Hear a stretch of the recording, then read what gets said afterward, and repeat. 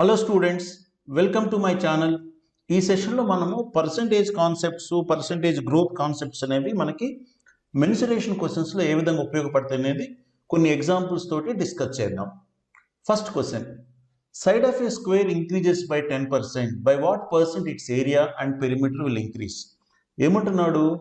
చతురస్రం యొక్క భుజము 10% పెరిగితే దాని వైశాల్యం ఎంత పెరుగుతుంది, తర్వాత చుట్టుకొలత ఎంత పర్సెంటేజ్ పెరుగుతుంది అని అడుగుతున్నాడు.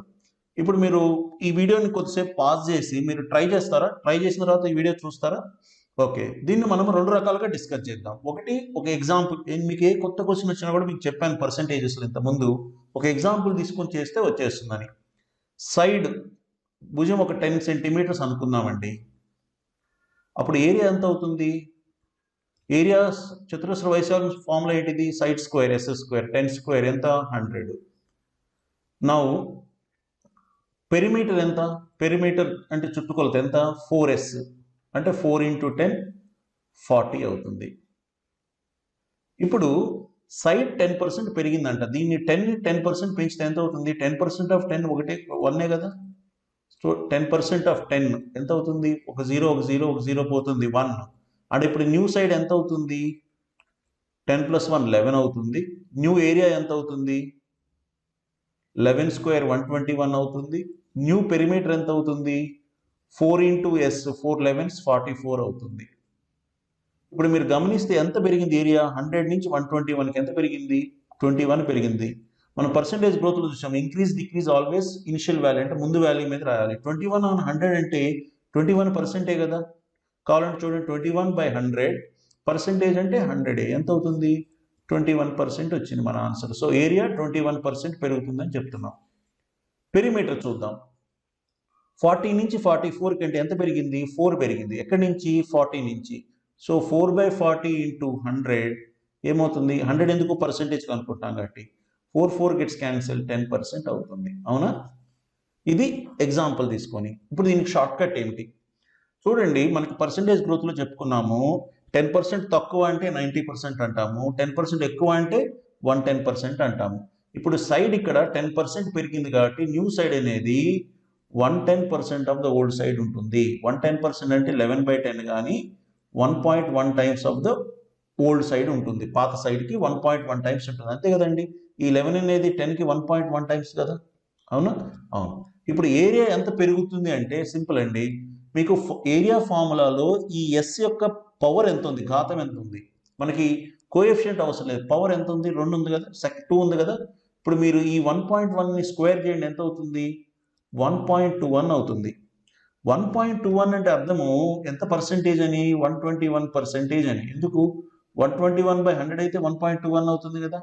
సో 121% అంటే దాని అర్థం ఎంత పెరిగిందని? 10% పెరిగితే మీరు 110% అంటున్నారు. 121% అంటే దాని అర్థం 21% పెరిగింది అని. అంతే, ఇంత సింపుల్, రైట్? ఇప్పుడు 1 అంటే 100% అండి. 100% అంటే ఎంత అవుతుంది? 1 అవుతుంది, అంతే కదా. 100/100 100%, 100/100 1. ఇప్పుడు మనకి 1 కంటే ఎంత ఎక్కువ ఉంది? 0.21 ఎక్కువ ఉంది. అంటే ఈ 0.21 పెరిగింది. 0.21 అంటే 21/100 అని, అంటే 21% పెరిగిందని డైరెక్ట్గా చెప్పొచ్చు. మీకు అదే పెరిమీటర్ తీసుకున్నారనుకోండి, పవర్ ఆఫ్ ఎస్ ఎంత ఉందండి? నాకు ఈ కోఎఫిషియంట్ వద్దు, గుణకం అవసరం లేదు, నాకు పవర్ కావాలి, ఘాతం కావాలి. ఎంత ఉంది? 1 ఉంది.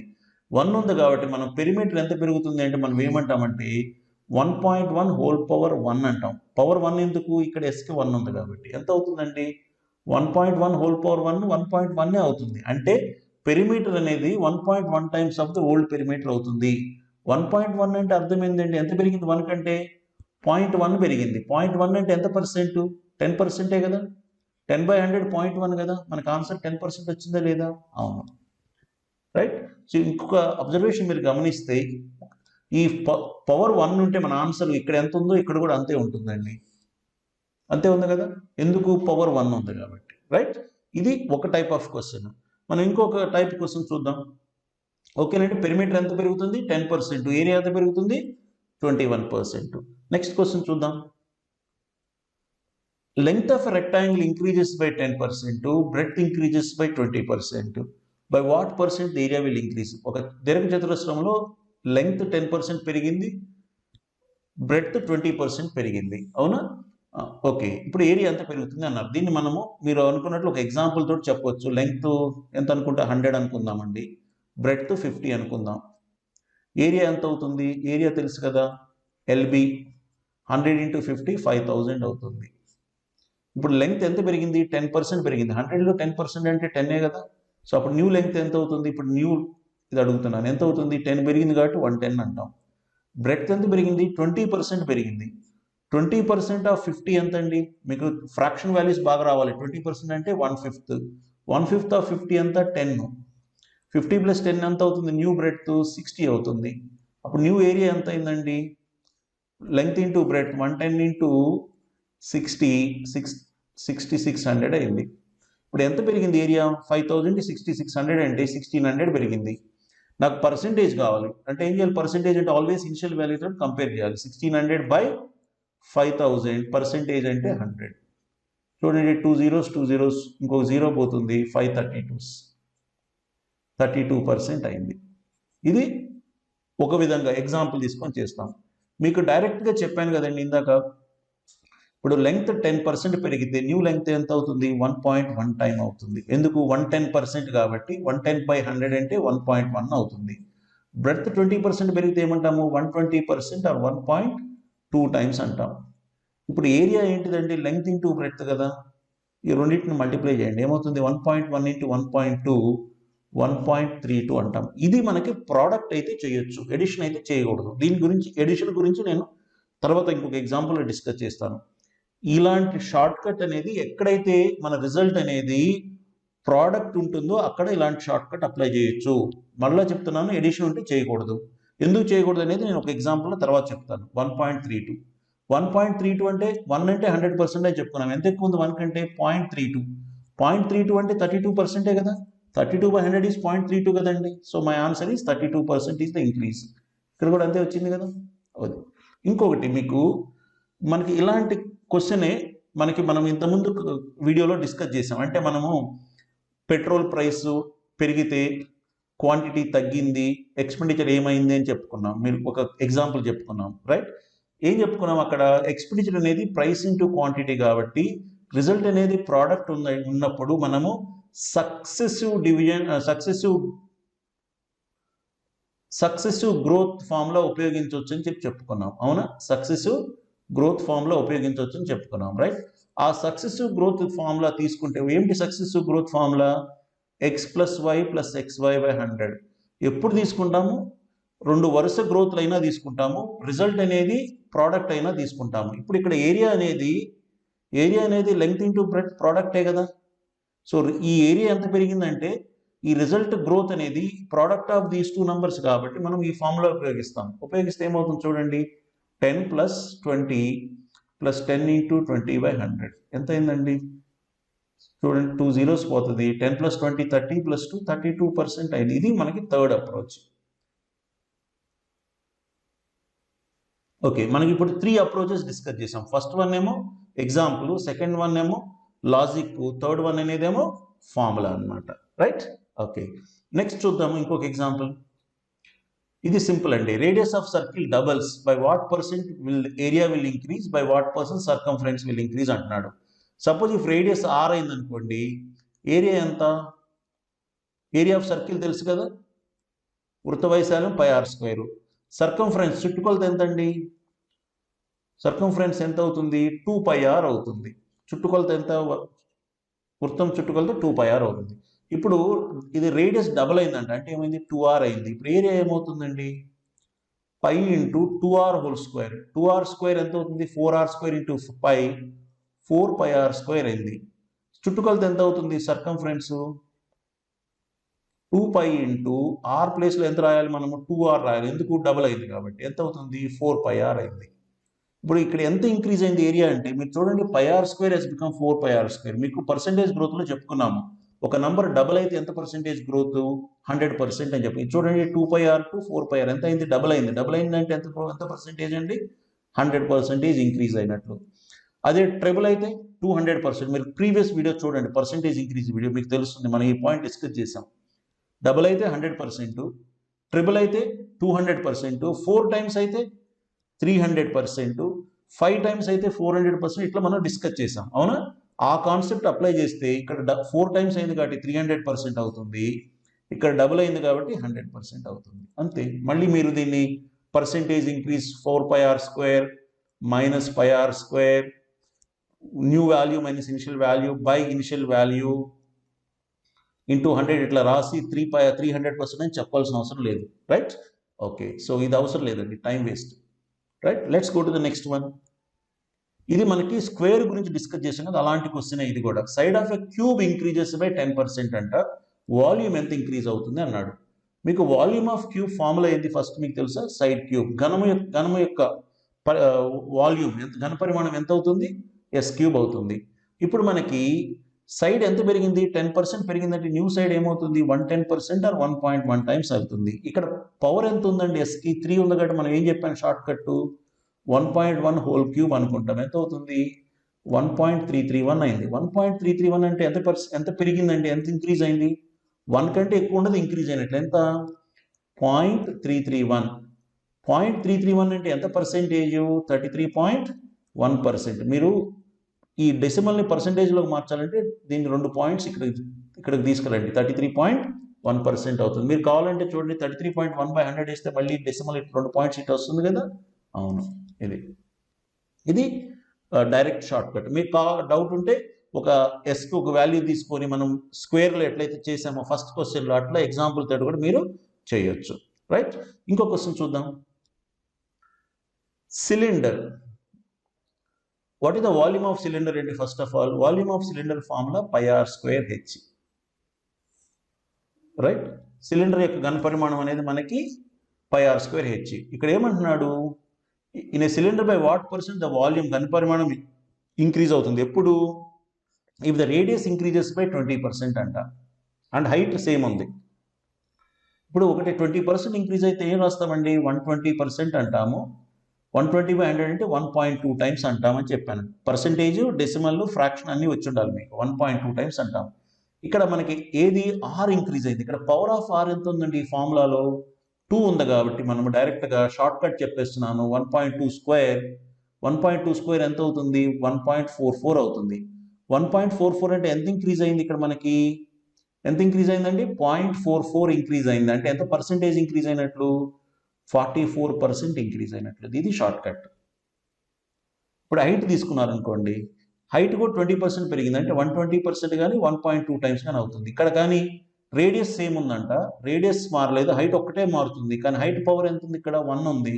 మనం ఏం చెప్పుకున్నాం? పవర్ 1 ఉంటే మన ఆన్సర్ సేమ్ అవుతుందని చెప్పుకున్నామా? 1కు 1.12 హోల్ పవర్ 1 ఈజ్ 1.2. 1.2 అంటే దాని అర్థం 20% ఇంక్రీజ్ అని చెప్తాం, రైట్. అండ్ లాస్ట్ వన్ అండి, రేడియస్ హైట్ రెండు ఇంక్రీజ్ అయినాయి అంట, 20% ఈచ్.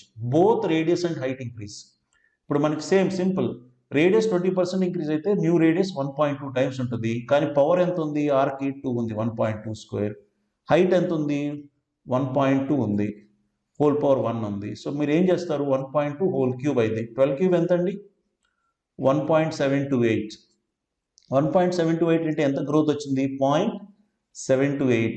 0.728 అంటే 72.8%. చెప్పినట్లు పర్సెంటేజ్ కావాలంటే డెసిమల్ ఇక్కడ రెండు డిజిట్స్ పక్క జరపండి. 72.8% ఇంక్రీజ్ అయింది. ఇట్లా మనం డైరెక్ట్ షార్ట్ కట్ రాయొచ్చు. మీరు నంబర్స్ తీసుకొని లేకపోతే ఎక్స్ అని వై అని అట్లా తీసుకొని చేస్తే ఒక 1 ఫుల్ పేజ్ సొల్యూషన్ అవుతుంది. చూడండి ఎంత సింపుల్ అయిపోయిందో. ఇప్పుడు మనము ఇందాక చెప్పుకున్నట్లు ఎడిషన్ క్వశ్చన్స్ ఎట్లా చేస్తామనేది చూద్దాం. ఇప్పుడు length of rectangle increases by 10%, breadth increases by 20%, by what percent the perimeter will increase అన్నాడు. ఇప్పుడు ఏరియా కాదండి, పెరిమీటర్. ఇప్పుడు ఏరియా, ఇప్పుడు ఇంతకుముందు ఎన్ని ఏరియా వాల్యూమ్ అని మనం ఏం చెప్పుకున్నాము? అక్కడ ప్రోడక్ట్ మన రిజల్ట్ అనేది లబ్ధం ఉంది.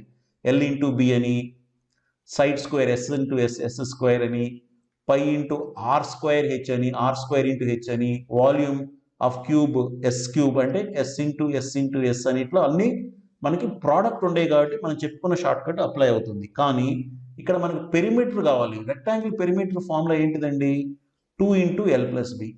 ఇక్కడ ఎల్ ప్లస్ బి అంటున్నాడు, నాట్ ఎల్ ఇంటూ బి అంటున్నాడు కాబట్టి ఆ షార్ట్ కట్ ఉపయోగపడదు. మరి ఎట్లా చేస్తాం చూద్దాం. ఇప్పుడు లెంగ్త్ ఎల్, బ్రెడ్త్ బి అయితే పెరిమీటర్ ఏం చెప్పుకున్నాము? 2 ఇంటూ ఎల్ ప్లస్ బి అన్నాడు. ఇప్పుడు లెంగ్త్ 10% పెరిగింది అనుకోండి, న్యూ లెంగ్త్ ఎంత అవుతుంది? మనం చెప్పుకున్నట్లు 110% అని కానీ 1.1 times of the old length అవుతుంది. న్యూ బ్రెడ్త్ ఎంత అవుతుంది? 20% పెరిగింది కాబట్టి 120% or 1.2 times of the old breadth అవుతుంది.